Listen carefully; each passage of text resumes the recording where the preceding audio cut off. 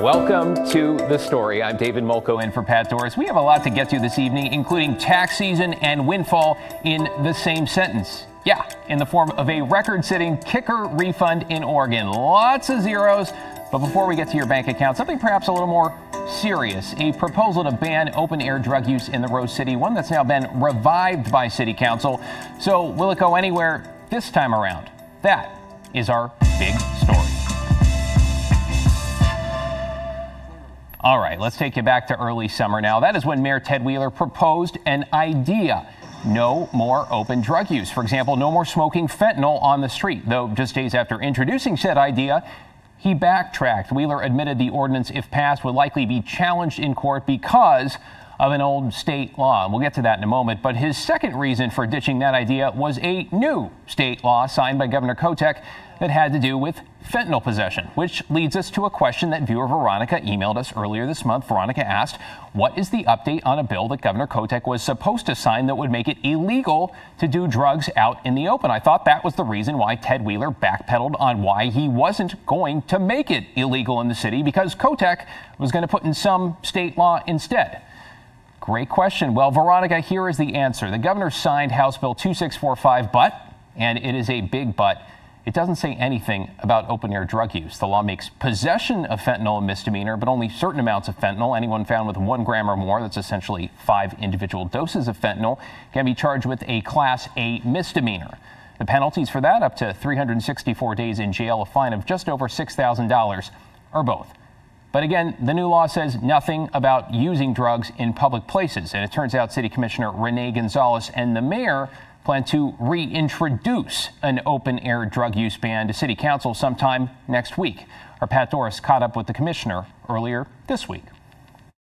We're all seeing it, regularly, this outside consumption of hard drugs, and then one comes after it. We don't want our kids inhaling that as they're walking down the street. We don't want to breathe it. And we certainly don't want to see the behaviors that come in the immediate aftermath. Well, Gonzalez there adds the proposal has been co-sponsored by the rest of council for what they call a unified message from City Hall. And the new proposal is nearly the same as Wheeler's first try, with one change here. The ordinance change would expand the city law that makes it illegal to drink liquor in public to include using drugs in public. Violators could be fined as much as $500 or get 6 months in jail, or theoretically, both. It does seem pretty crazy that you cannot drink a beer on the sidewalk, but you can shoot up. It's insane. And it's crazy that cities can address the former but can't do the latter, that this right to regulate has been taken away from cities. It doesn't make any sense. And frankly, there were proponents of Measure 110 who would say at great lengths that cities can regulate outside consumption and sales. Well, it turns out they were wrong. There was another provision of state law that was overlooked that ties our hands. And so we're going to need help from the state legislature from that. So that's got to be the other part of this, that state legislature gives us the right to enforce here.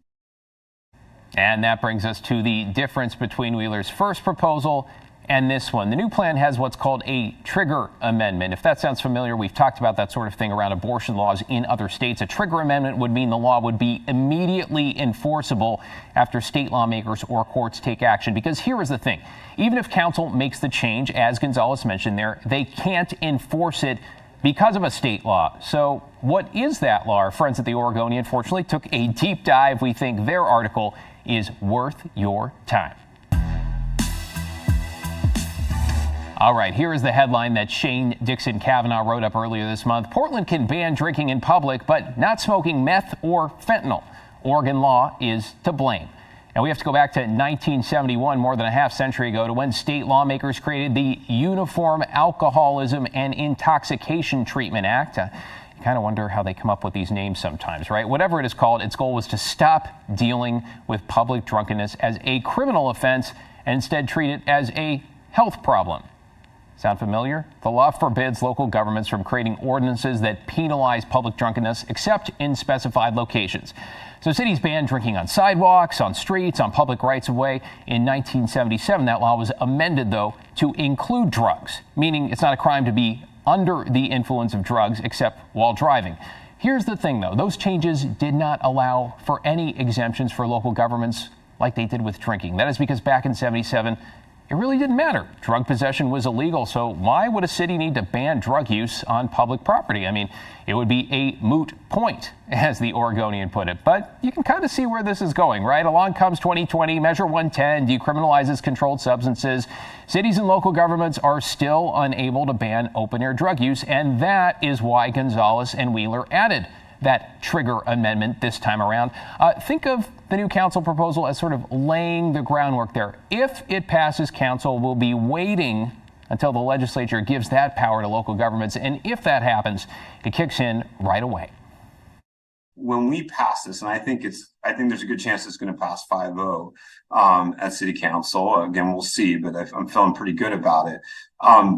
We can't enforce until we get the changes in state law. And I think for Portlanders, they're a little bit tired of just talk. They want to see changes in outcome, right? And on this one, unfortunately, we just need help. But there's also a message to the country.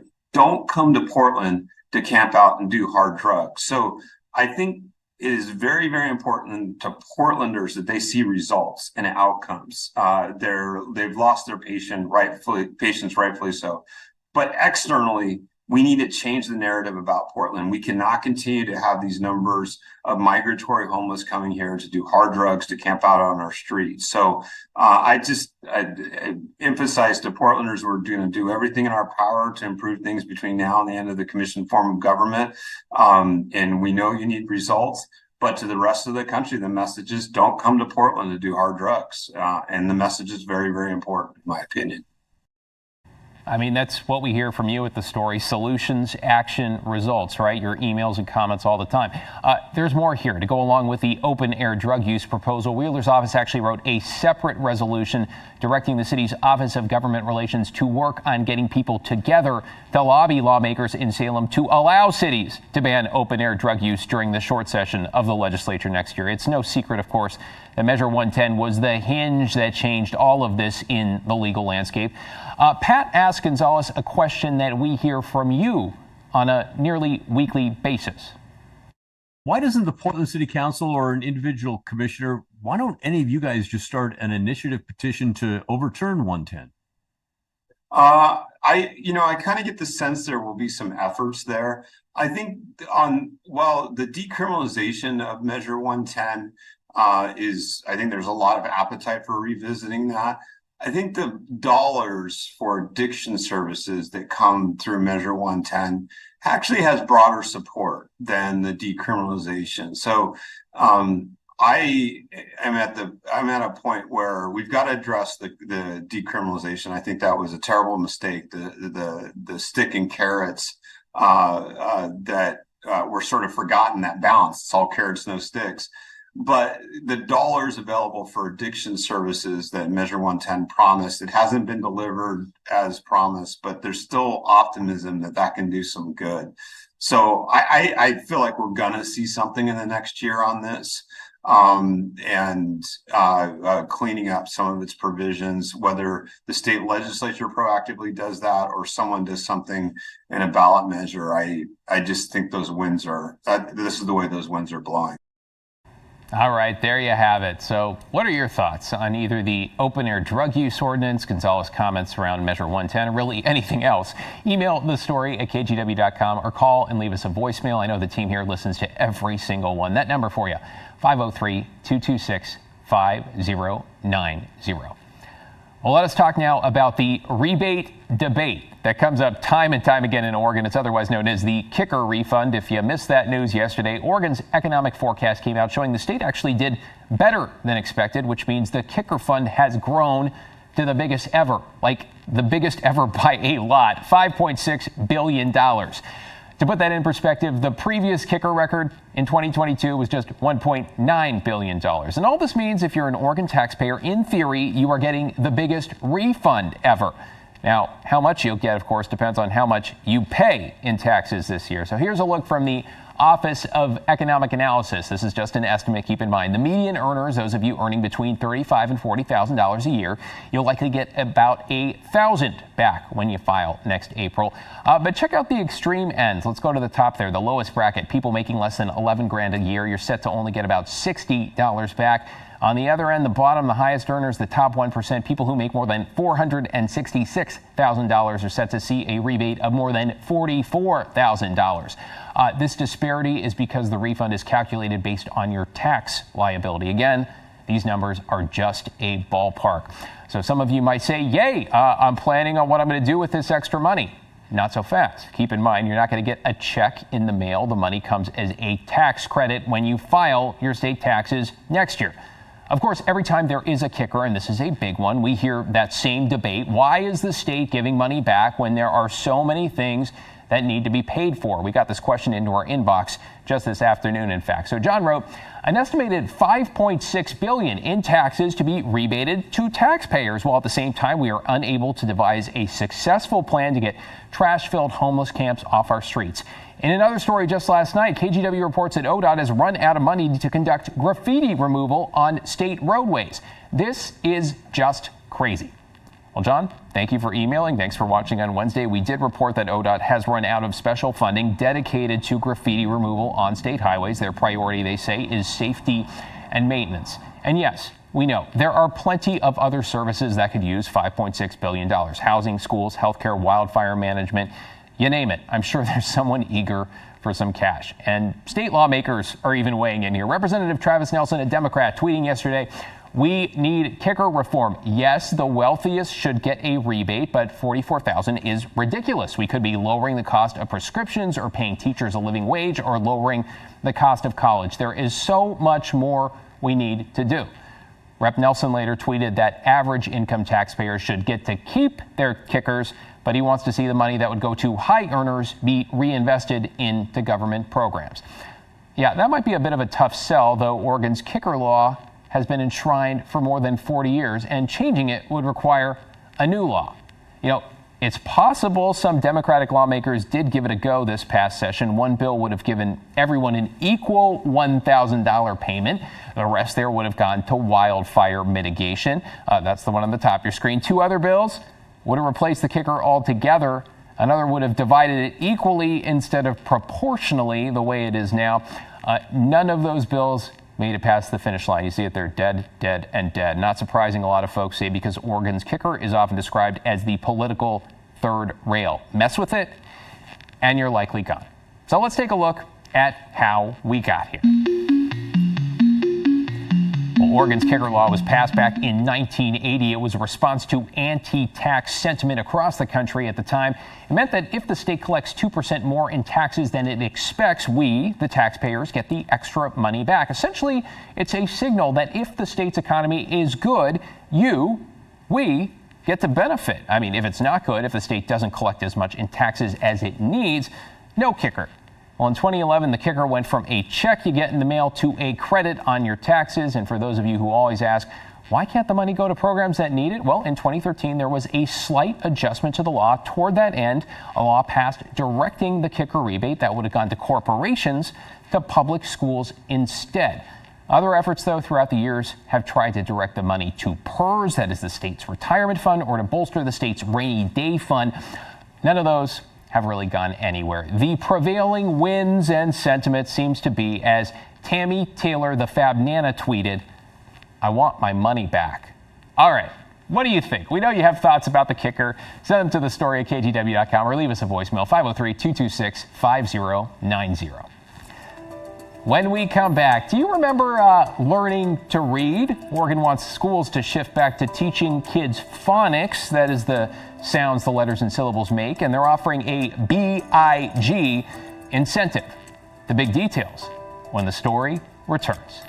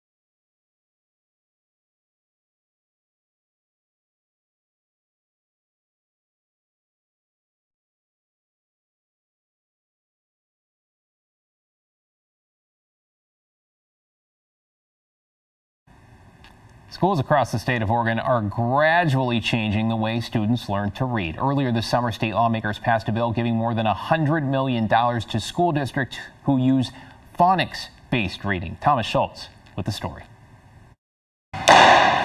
Earlier this summer, House Bill 3198 went into effect, granting $120 million in grant funding to schools across Oregon to embrace phonics-based reading. The funds will be distributed over 2 years and can be used in 4 ways: to adopt phonics-based curriculum, provide further teacher education, to add summer programs or tutoring for children. We anticipate that this will have big impact for how students learn to read and write. For decades, Oregon school districts have been able to choose what reading curriculum they wanted to use. That's led to children being taught different methods on how to read. Some learn through phonics-based reading, which teaches students to sound out letters and syllables. Others learn through a whole language approach, instead teaching them to memorize entire words. Reading is a very complex skill that children don't pick up just naturally by osmosis. For years, Oregon students have lagged behind national averages in reading. According to the National Assessment of Educational Progress, a congressionally mandated program, Oregon fourth graders have scored below nationwide averages every year data was released since 2005. Last year, only 5 states in the District of Columbia scored lower. We know that when everyone is focused on the same core elements and instruction for reading and writing, that all people benefit. The first major phonics trial run was in Mississippi, which embraced the curriculum in 2013. That year, Mississippi ranked 49th in the country in reading.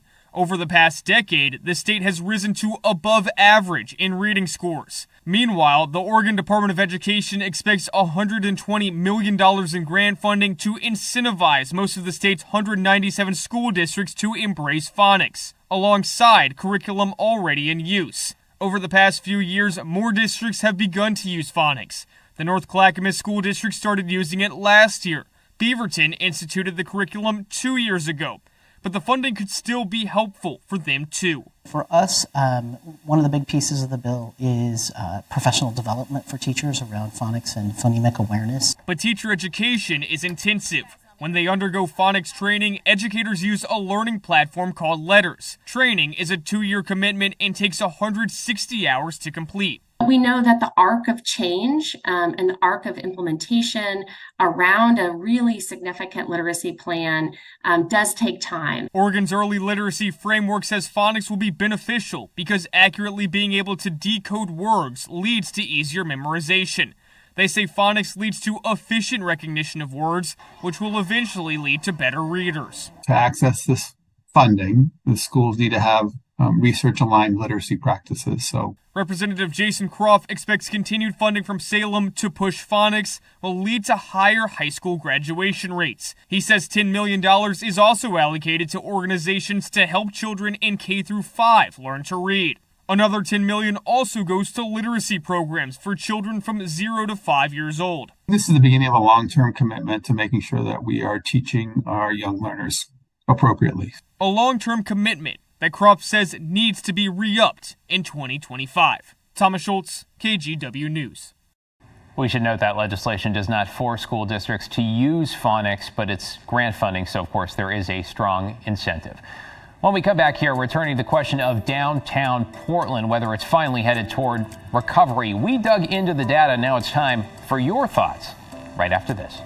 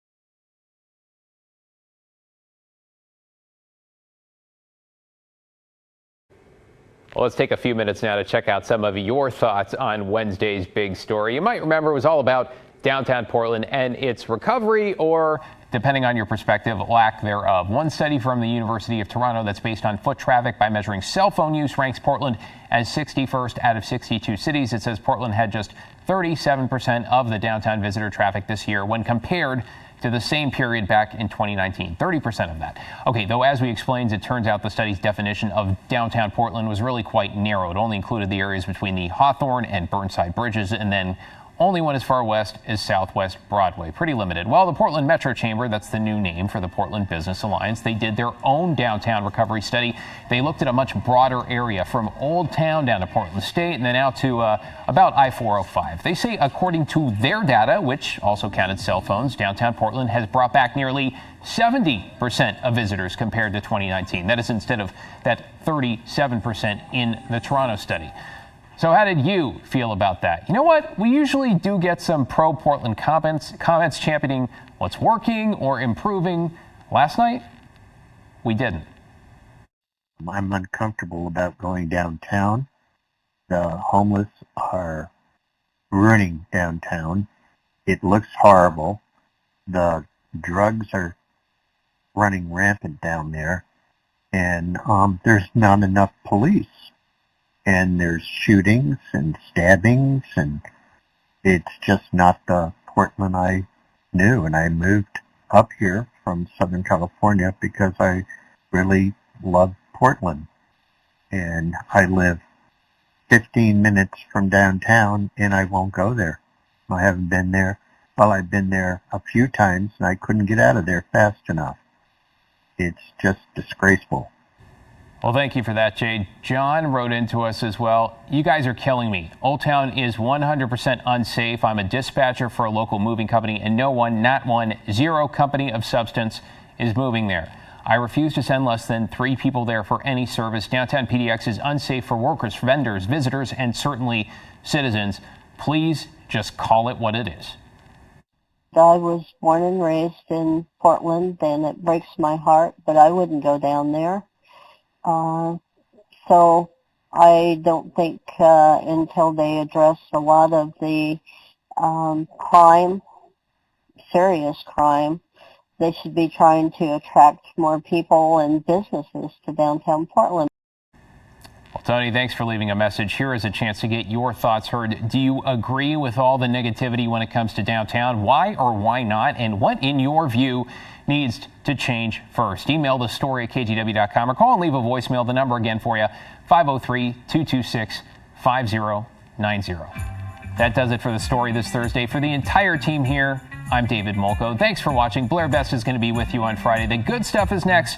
I'm going to be back at 11 tonight with your headlines. Of course, if I don't see you then, have a great night. Let's take a look outside, right? Cannon Beach in the west. A little bit of a sunset there. I think we're talking 8 o'clock now. It's getting earlier and earlier, and maybe the view over downtown Portland. Wow, what a way to end the month of August. The weekend, though, definitely not a washout. Great news. See you later, everyone.